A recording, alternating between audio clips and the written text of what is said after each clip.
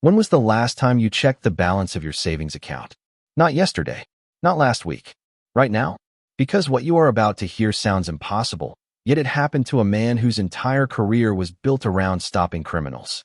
A police sergeant walked into his bank on an ordinary Wednesday morning. He wasn't worried. He wasn't suspicious. He simply wanted to confirm the balance of the account he had spent years building. The teller smiled and told him everything looked perfect. $87,000 sat safely in his savings account. Every dollar was exactly where it should be. He left the branch relieved, already imagining the retirement home he planned to buy. But while he was going about his day, something terrifying was happening across town. A stranger walked into another branch. Not a hacker behind a computer screen. Not a masked robber carrying a weapon. Just an ordinary-looking person standing in line like every other customer. Within minutes, that stranger convinced bank employees he was the real account holder. Moments later, the bank handed him $87,000 in cash. The entire life savings of another man. No phone call.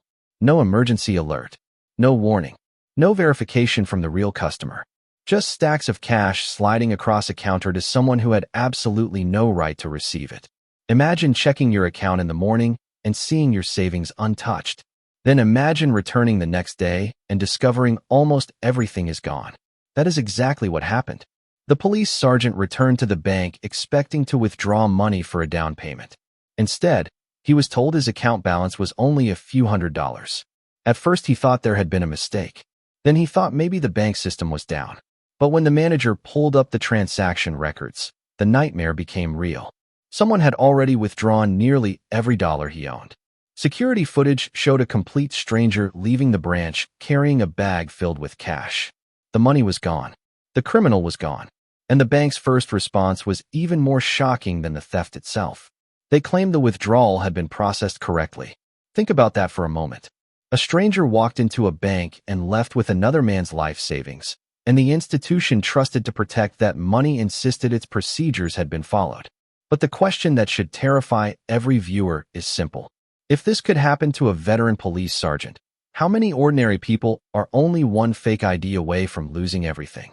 The most frightening part of this story is that the criminal did not need advanced hacking skills, expensive malware, or secret access to the bank's computer systems. Everything began long before he ever stepped inside a branch.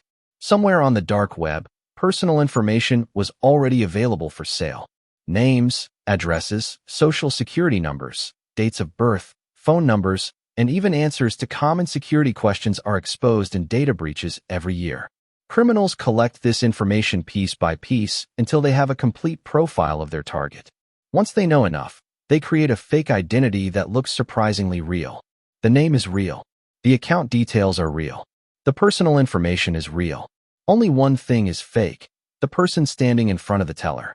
In the case of Sergeant Michael Torres, the criminal arrived at a branch located miles away from the one Michael normally used. That decision was not random. Criminals intentionally choose unfamiliar locations because employees there are less likely to recognize the customer. The suspect approached the counter calmly and confidently. He did not appear nervous. He did not rush. He acted exactly like a legitimate customer making a routine transaction. When the teller requested identification, the criminal presented an ID displaying Michael's information, but a completely different photograph. Then came the security questions: date of birth, address, mother's maiden name, account information. Every answer was correct because the criminal had already obtained those details from stolen records. To the teller, everything seemed legitimate. The name matched. The information matched. The answers matched. Within minutes, access to tens of thousands of dollars was granted. What makes this even more disturbing is that this type of fraud is happening across the country. Victims from different banks have reported nearly identical experiences. Some lost retirement savings. Others lost money they had spent decades accumulating. In many cases, criminals deliberately target busy branches during peak hours when employees are focused on serving long lines of customers as quickly as possible. The fraudsters understand human behavior. They know most employees are trained to prioritize customer service and avoid confrontation. If someone appears confident and possesses the right information, they often pass through security checks without raising suspicion. The system was designed decades ago around information that was once private. Today, Much of that information has already been stolen. That is the weakness criminals exploit. But what happens after the money disappears may be even more shocking than the theft itself. Because when victims demand answers, many discover the bank does not automatically accept responsibility. Most people assume the story ends the moment the fraud is discovered. They imagine the victim reports the crime, the bank reviews the evidence, and the stolen money is quickly returned. That assumption is exactly what makes these cases so devastating. For Sergeant Michael Torres, the real battle began after the money was already gone. He walked into the bank expecting immediate help. After all, a stranger had entered a branch, used a fake identity, and walked away with nearly $87,000. From Michael's perspective, the situation seemed obvious. Someone committed fraud. The bank made a mistake. The money should be returned. But the response he received was completely different. The bank argued that its employees followed established procedures.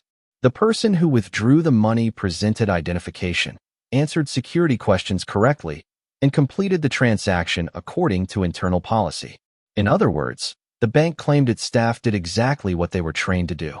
That single argument changes everything. Instead of focusing on the fact that a criminal received the money, attention shifts to whether the employee followed procedure. If the answer is yes, many institutions argue they are not responsible for the loss. This is where countless victims find themselves trapped. They are forced into months of paperwork, investigations, appeals, and legal disputes while their savings remain missing. Some spend thousands of dollars hiring attorneys. Others file complaints with regulators and consumer protection agencies. Many never recover everything they lost. In Michael's case, the fight dragged on for months. Other victims have spent years trying to recover stolen funds. Some received partial settlements. Others received nothing at all. What makes the situation even more frustrating is that the employees involved often face little or no meaningful consequences. Additional training sessions may be conducted. Internal reviews may take place. But for the victim whose savings disappeared, those actions do not replace the money. The deeper problem is that many security systems still rely on information criminals can easily obtain. Banks often ask questions based on data that has already been exposed in countless breaches. The same information designed to prove identity is now available to criminals willing to buy it. That creates a dangerous gap between the appearance of security and actual protection. The most alarming discovery made by banking experts is that many of these fraud cases contain obvious warning signs. Strange withdrawal patterns, suspicious identification, unusual account activity, requests that do not match a customer's history. Yet again and again, those warning signs are overlooked. And when investigators reviewed hundreds of cases, they discovered a shocking pattern. The clues were often sitting directly in front of bank employees the entire time. When investigators began examining cases like Michael Torres's, they discovered something that should concern every bank customer. The fraud was often not invisible. In many cases, warning signs were present from the very beginning. The problem was that nobody acted on them. One of the biggest red flags was location. Criminals frequently visited branches far away from where the real customer normally conducted business. A person who had used the same neighborhood branch for years would suddenly appear at a completely different location requesting an enormous cash withdrawal. Another warning sign was transaction history. Many victims had never withdrawn large amounts of cash before, yet a stranger appeared requesting tens of thousands of dollars in a single visit. Security experts reviewing these cases found that dramatic changes in account behavior were often ignored. Then there was the identification itself. Some fraudulent IDs contained photographs that looked noticeably different from the real account holder. Different age, different facial features, sometimes even different physical characteristics. Yet the transaction continued because the name and information matched. Criminals understood exactly how the system worked and exploited every weakness. What makes this even more alarming is that much of the information needed to impersonate someone has already been exposed. Massive data breaches over the last decade have leaked names, addresses, social security numbers, dates of birth, phone numbers, and other personal details belonging to millions of people. That means criminals no longer need to steal information directly from you. In many cases, they simply purchase it from illegal marketplaces. The uncomfortable truth is that traditional security questions are becoming less effective because the answers are often already available. Meanwhile, many of the security measures customers see inside bank branches are designed to stop physical robberies, not identity fraud. Security cameras record events after they happen. Guards watch for threats and violence.